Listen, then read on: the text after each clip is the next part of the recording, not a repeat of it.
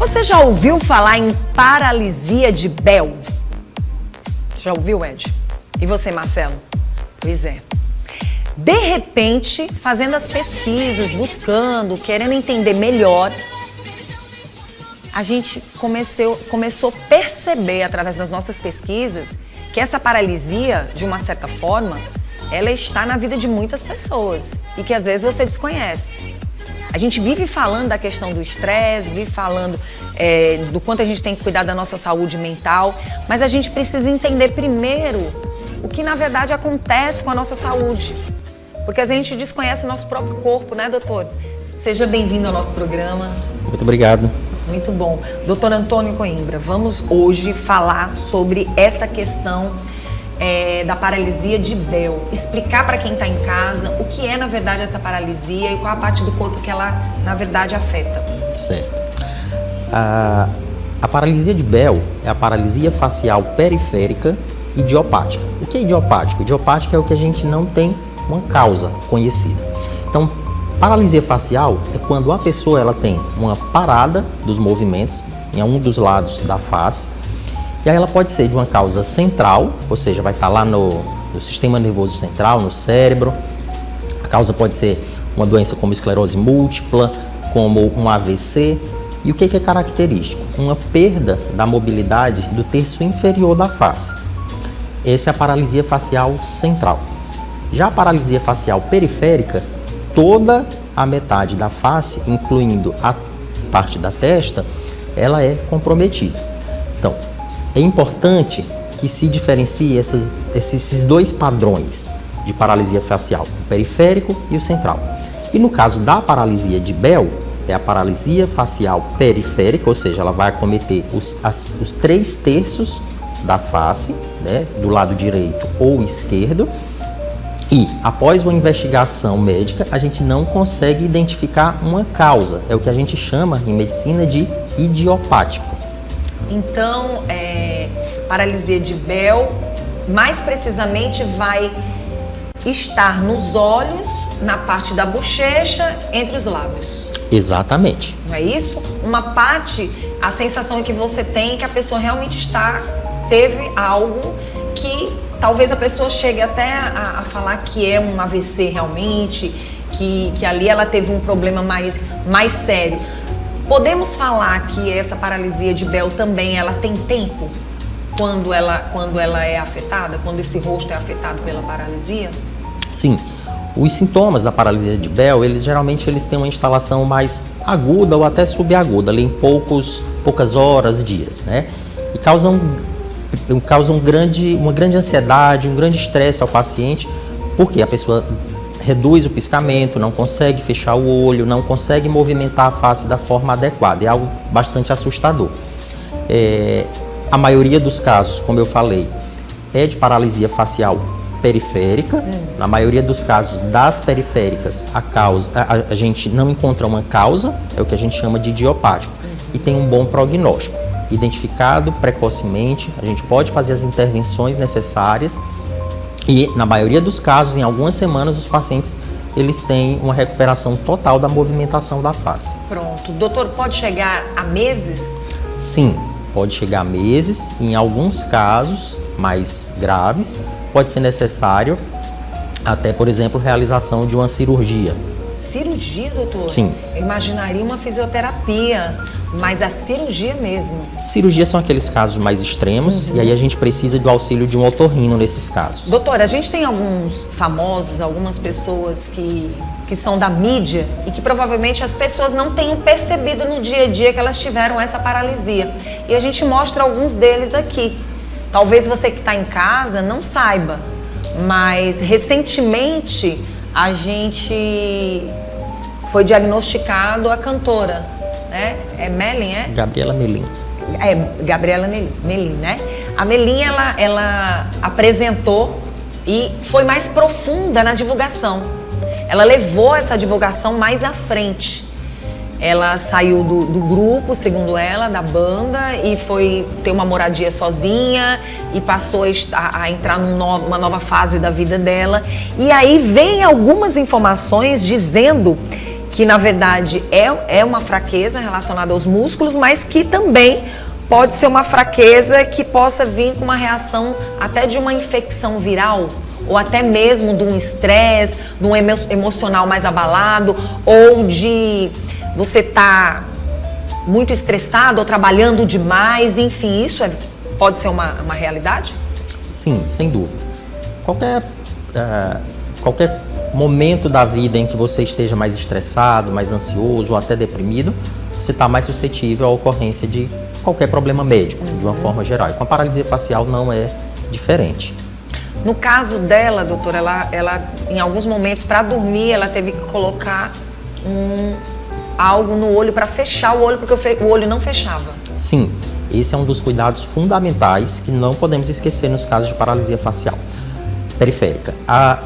Devido à dificuldade ou à incapacidade para fechar o olho, é necessário realizar essa oclusão ocular, usar lágrima artificial, colírio com lubrificante, e até pomadas para evitar que ocorra a ulceração de córnea. Esse é um dos cuidados que é fundamental no caso de paralisia facial periférica. Doutor, para que a população, de uma certa forma, não venha se desesperar se caso isso acontecer, como é que ela pode observar logo de imediato essa paralisia? E para ela também não ter esse desespero, como ela pode se comportar diante de uma situação assim? Certo. Primeiro, manter a calma e procurar um pronto atendimento. No pronto atendimento, passar pela avaliação médica inicial e qualquer médico vai saber conduzir inicialmente o caso. Se necessário, o médico do próprio pronto-socorro já solicita exames de imagem, exames de laboratório para iniciar a investigação e inicia as medicações que forem pertinentes. Doutor, segundo informações que a gente estava pesquisando, vocês podem ver a imagem dela aí, para dormir ela teria que fechar o olho porque ela não estava conseguindo. Segundo as informações, no início foi muito difícil para ela. Pode acontecer dessas pessoas, mesmo depois dos meses passados, ainda ficar com a pessoa conseguir visivelmente observar ou ela ainda sentir que algo não ficou legal? Sim, pode acontecer. Nesses casos, o que a gente pode fazer para evitar que isso ocorra? Medicação precoce, as medicações adequadas para cada caso e fisioterapia. A fisioterapia é um grande aliado nesses casos de paralisia facial periférica. Como é que acontece esse diagnóstico, doutor, de imediato? O diagnóstico ele é clínico, pela observação da parada dos movimentos em uma das metades do rosto, e nós utilizamos exames complementares, exames de sangue para investigar as causas e exames de imagem também, tomografia, ressonância. Doutor, aqui no estado do Piauí já foi identificado? Aqui em Teresina já aconteceu casos assim? E geralmente, quando esses casos acontecem, tem como identificar como é a vida dessas pessoas no dia a dia para se chegar a um diagnóstico mais ou menos preciso? Sim.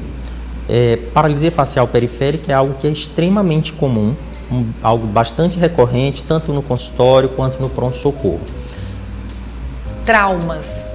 Pessoas que passam por algum tipo de trauma ou pessoas que de uma certa forma estão trabalhando demais, ou a gente tem visto nos últimos tempos pessoas passando por situações psicológicas, né? Muitas pessoas com ansiedade. Geralmente, essas pessoas que estão na ativa o tempo todo, elas correm o risco de dar uma paradinha, relaxar e a paralisia aparecer? Ou não? Não tem nada a ver? Qualquer condição onde você tenha estresse, ansiedade, depressão associada, vão te deixar mais suscetíveis à ocorrência de qualquer problema médico. E com a paralisia facial periférica, com a paralisia de Bell, não é diferente. Doutor, já aconteceu algum caso dessa paralisia ficar permanente? Casos extremos, pode acontecer. Mas, para evitar isso, o que é necessário? Atendimento médico precoce com as intervenções necessárias no tempo correto.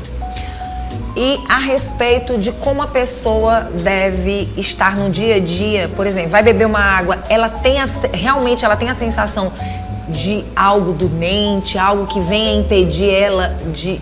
Porque no movimento ela não vai conseguir ter o mesmo comportamento como o outro lado do rosto. Sim.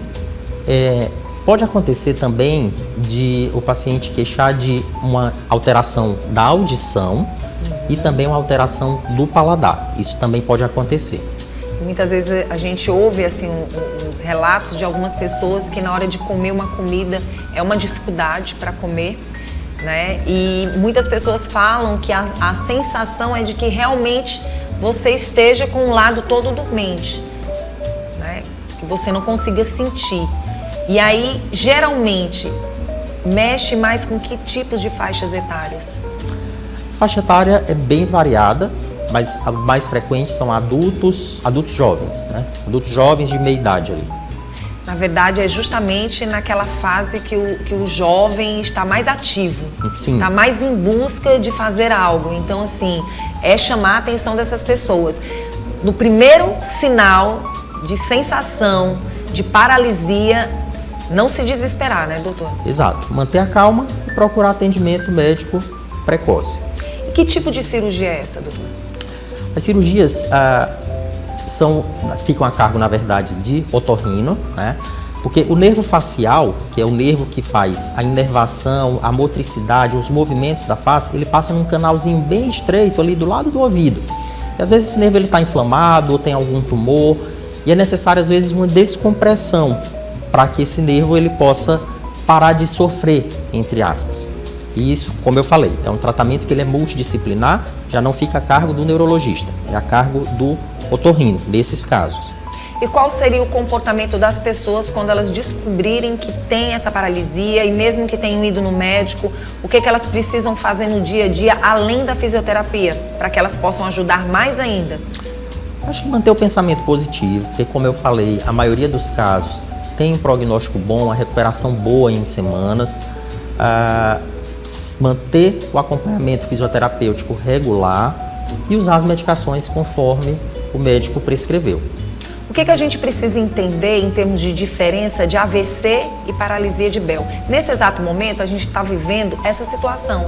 Algumas pessoas trazendo informações de que estão vivenciando o AVC. O que a gente precisa falar a respeito desses tipos de muitas vezes, até paralisia que acontece e que as pessoas confundem? Certo. A paralisia facial, que é decorrente do AVC, ela vai afetar a parte inferior do rosto. Já a paralisia facial, que é decorrente de uma causa periférica, ela vai afetar o rosto por completo, uma metade do rosto, direita ou esquerda por completo. Então vai afetar inclusive o fechamento do olho e a mobilidade, a capacidade de franzir a testa. Que é diferente do AVC, né? Exato. Esse é o ponto-chave. Doutor, uma pessoa que passa por uma situação dessa, por exemplo, do próprio AVC, às vezes as pessoas... Mas como é que uma pessoa teve um AVC e está agindo normal? Existem os níveis, né? Sim. E aí a gente chama atenção para as pessoas relacionado a muitas vezes confundir o AVC com a paralisia de Bell, porque a paralisia de Bell automaticamente ela já vai lhe dar o efeito, né? Ela já vai mostrar onde mora o problema. Você já começa a perceber até de uma forma bem visível a pessoa que está passando pela situação. Exato. É bem visível e o diagnóstico diferencial entre uma paralisia facial que é decorrente de um AVC e uma paralisia que é periférica, como a paralisia de Bell, ele está literalmente no rosto da pessoa. Pronto, e é clínico. Você vai Exato. ser atendido de forma clínica. E Exato. já o AVC, ele é bem mais profundo. Exato. Aí depende de uma investigação, das causas, enfim.